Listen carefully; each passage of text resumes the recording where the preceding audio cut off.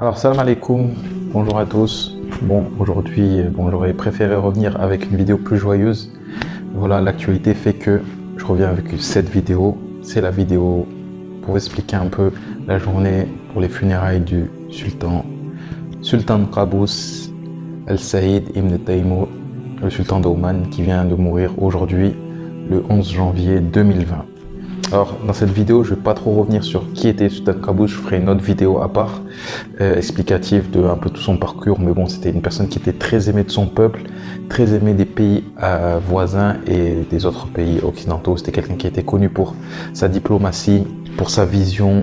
Et voilà, c'est le père de Oman en fait, c'est le père de Oman. Je ne sais pas si vous vous rendez compte, 50 ans de règne. Il y a certaines personnes qui ont connu que lui comme souverain, plusieurs générations. Il a vraiment fait un gros travail sur le pays, il a vraiment développé tout en gardant l'authenticité du pays. On revient alors à la journée, donc ce matin, tac, je me réveille pour prier le Fajr.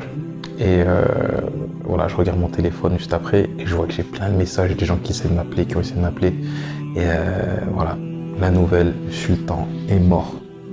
Le sultan est mort, qu'Allah lui fasse miséricorde. Voilà, directement je dis à ma femme, réveille-toi, le sultan il est mort. Je vois que la prière mortuaire, elle a lieu à Sultan Qaboos mosque à 8h.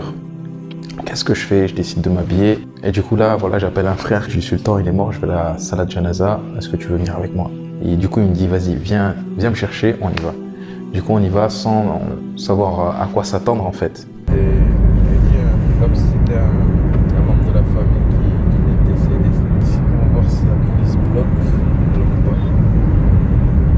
Subhanallah, voilà, les dirigeants, elle était aimée. Elle était aimée. Là, il fasse miséricorde.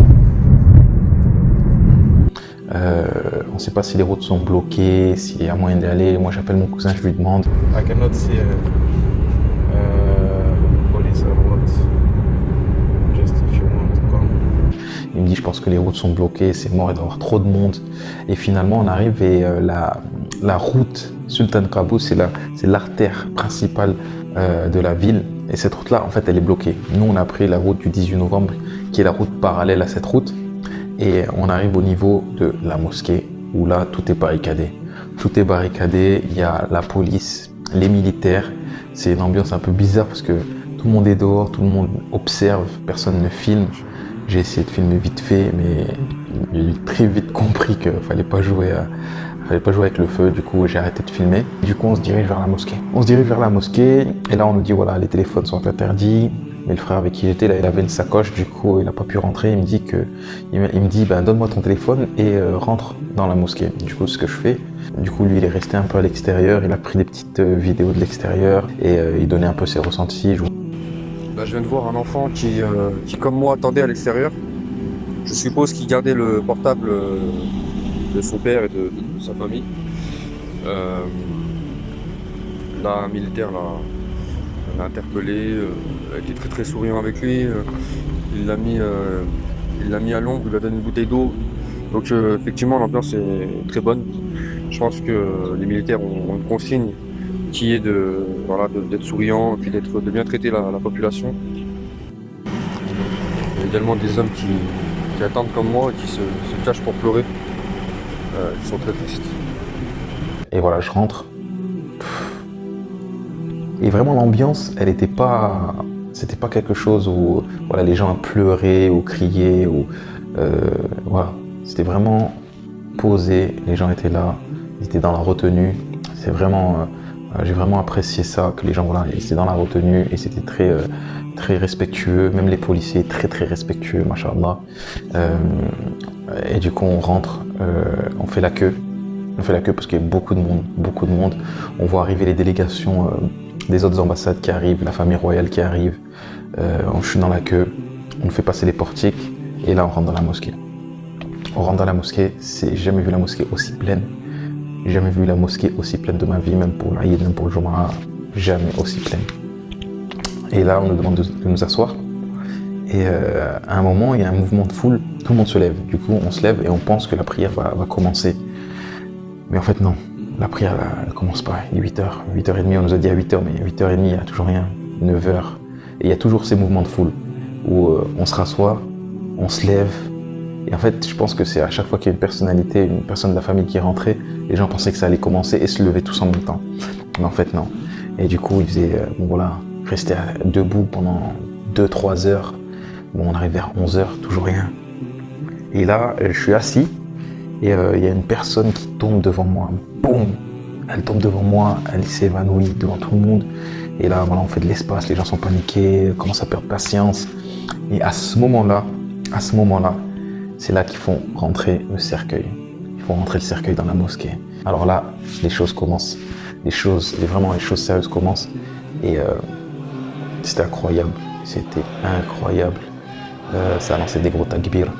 Allahu Akbar, Allahu Akbar, Allahu Akbar. Mais toute la mosquée qui criait ça.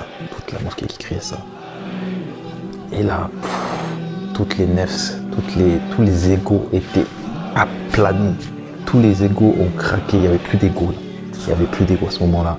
Dès qu'ils font rentrer le cercueil, c'est là où c'est cette image du souverain qui est resté que 50 ans au pouvoir, qui a été aimé, qui a fait tout pour son pays. On est dans la mosquée qui porte son nom. Et là, on le voit arriver dans son cercueil. Et c'est là qu'on se dit qu'on n'est pas éternel. On peut avoir la force qu'on veut, on peut avoir la puissance, l'argent qu'on veut.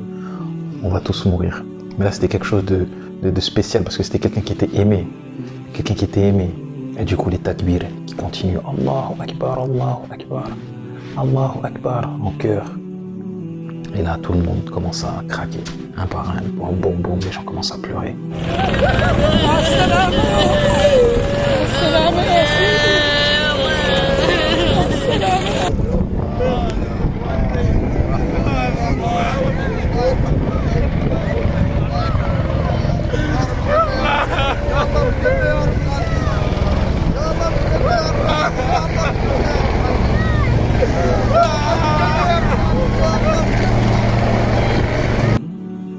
Le cercueil arrive, moi je le vois toujours pas, je le vois par rapport au moniteur. Mais là, quand je le vois, il est dans le tournant. Il le soulève un peu, je le vois en vrai de vrai. C'était incroyable. Le cercueil qui est arrivé comme ça, on dirait qu'il volait, mais en fait les gens les portaient, mais on voyait pas les personnes. Du coup, il arrive. Allahu Akbar, Allahu Akbar. Et ce moment-là, en fait, ce qui je pense qui a fait craquer les gens, c'est l'émotion, mais aussi le fait qu'on glorifie Dieu. Voilà, on glorifie Dieu. Dieu, c'est le vivant qui ne meurt jamais. Il subsistera. C'est lui qui restera à la fin du temps.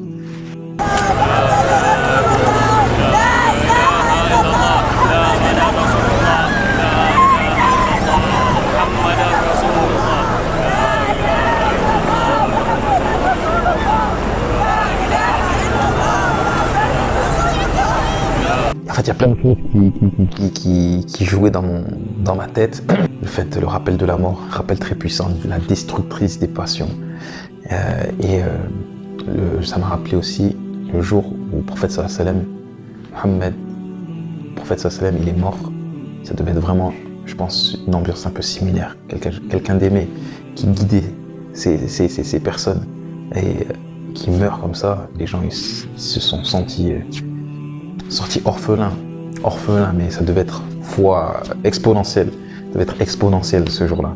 Mais là, avec le sultan, c'était comme si c'était quelqu'un de la famille. Le matin, je me suis levé, j'entends qu'il est mort. C'était comme si c'était quelqu'un de la famille. Ah, vite. Il faut appeler tout le monde, tac.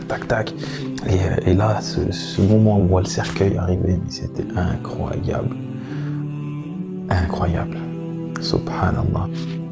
Et bon, là, les takbir, qui continue. Et je ne sais pas si vous vous rendez compte, son décès, il a été prononcé à 5h et à 11h dans le cercueil, on prie sur lui. Ils font ressortir le cercueil et en fait, c'était vraiment impressionnant. Jusqu'à sortir de la mosquée, jusqu'à sortir de l'enceinte de la mosquée, je pense que tout le monde n'était pas... Moi, je n'étais pas bien en tout cas. J'étais pas bien, j'étais toujours dans l'émotion. Tout le temps, toujours dans l'émotion. Ouais, ça c'est le monde qui sort de la mosquée. Indescriptible. On vient de vivre un moment d'histoire à Oman incroyable. C'était incroyable. Je vous fais un débrief là juste avant, histoire de prendre mes esprits. Et après, on sort. Je jure par Allah que quand on est arrivé, il faisait beau. Il n'y avait pas un nuage. Mais quand on sort, j'ai vu d'énormes nuages arriver. Wow, d'énormes nuages, j'avais jamais vu. Voilà le temps là. Le temps il a changé d'un coup, il faisait beau. Wallah al-azim, il faisait beau. Le temps il a changé d'un coup. La ilaha illallah Muhammad Rasulullah. Et ils arrivaient, tu vois, ils arrivaient sur la ville. Ils arrivaient sur la ville et il commence à pleuvoir. Subhanallah, il commence à pleuvoir. C'est un truc de fou là. Là d'accord, là c'est de la vraie pluie là. Hier c'était de la rigolade, mais là c'est la vraie tempête là, subhanallah.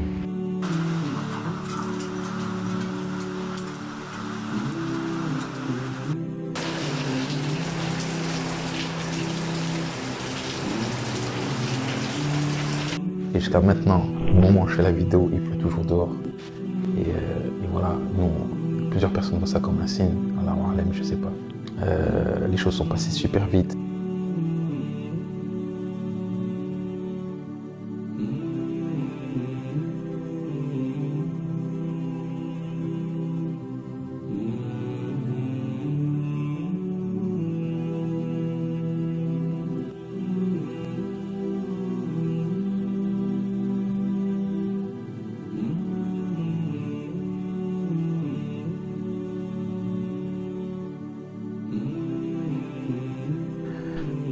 Et voilà, après ils ont annoncé le successeur.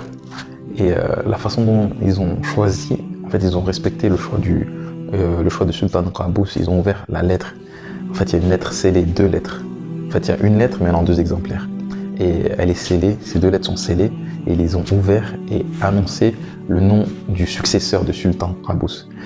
Et en fait cette cérémonie, elle a eu lieu, je sais plus où, je pense à la chambre au Parlement. Et en fait, il y a un truc que j'ai trouvé énorme, c'est en fait tous les successeurs étaient déjà habillés. Tous les successeurs étaient habillés en sultan. Au cas où si on dit leur nom, eh ben ils sont tous prêts en fait. En fait, je sais pas si ils le savaient avant et c'était juste pour la mise en scène, mais cette image elle m'a choqué. Ils étaient tous habillés, tous en ligne, et ils attendaient le nom. Et la personne, le chef d'état-major de l'armée, il ouvre la lettre et il la lit. Et il dit le nom du nouveau sultan. Donc qui est Aïthman ibn Tariq ibn Taymour, qui est le nouveau sultan de Oman, qui est son cousin, apparemment qui avait été au ministère de la Culture. Il a porté allégeance, il a loué justement son prédécesseur en disant que la meilleure façon de lui rendre hommage, c'est de garder la ligne de conduite qu'il avait menée et garder la même politique que lui. Wassalamu alaikum wa rahmatullahi wa barakatuh. Donc toutes les questionnements, toutes les interrogations que les gens avaient un peu concernant le successeur, elles ont été aplanies. Il va suivre sa ligne de conduite. Voilà, il va suivre sa ligne de conduite. On sait qui c'est dès le premier jour, c'est ça qui est bien, ils n'ont pas laissé un peu de temps. On sait qui c'est dès le premier jour, du coup tout est réglé, tout a été ficelé de main de maître. Et c'est ce qui a été bien. Donc voilà, c'était Irshad pour Mayo Money Life, une petite vidéo récapitulative de la journée d'aujourd'hui, la mort du sultan, Sultan Qaboos, qu'Allah lui fasse miséricorde. Je vous dis à la prochaine et comme on dit ici, ma salam.